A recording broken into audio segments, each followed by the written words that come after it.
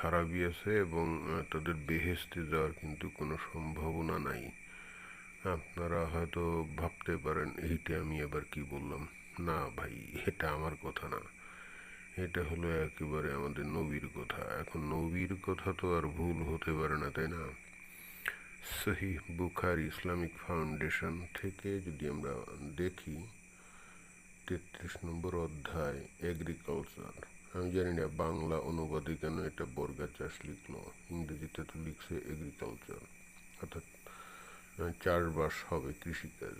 তো যাই হোক, এই অধ্যায়ের 2170 নম্বর যে হাদিসটা আছে, সেখানে বলছে আব্দুল্লাহ ইবনে ইউসুফ রহমতুল্লাহ আবু উমামা বাহিলি থেকে বর্ণিত, তিনি বলেন, লাঙ্গলের হাল এবং কিছু কৃষি যন্ত্রপাতি দেখে বললেন, আমি নাবী সাল্লাল্লাহু আলাইহি ওয়াসাল্লামকে বলতে শুনেছি, এটা যে যে সম্প্রদায়ের ঘরে প্রবেশ করে আল্লাহ সেখানে অপমান প্রবেশ করান।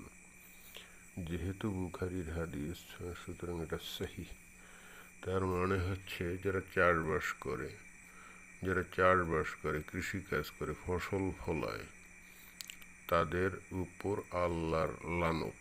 এবং যাদের উপর আল্লাহর লানত, তারা যে কোনোভাবেই বেহেশতবাসী হবে না, এতে কি কারো কোনো সন্দেহ আছে?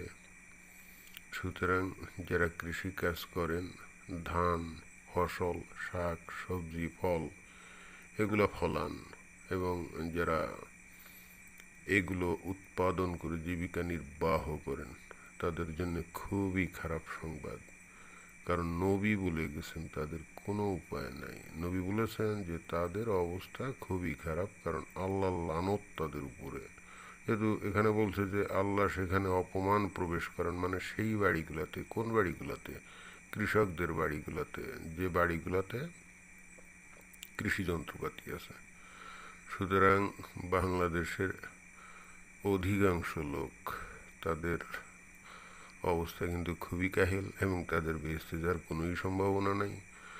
তারা নামাজ রোজা যাই করে না কেন হুদাই করে মনে হয়।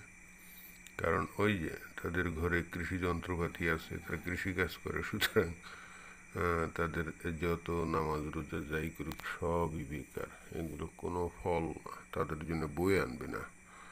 তো এই কথাটা বলার জন্যই বস্তুত আবারও সংক্ষিপ্ত সময়ের জন্য আমি চলে আসলাম ভিডিও বানাতে। ধন্যবাদ সবাইকে।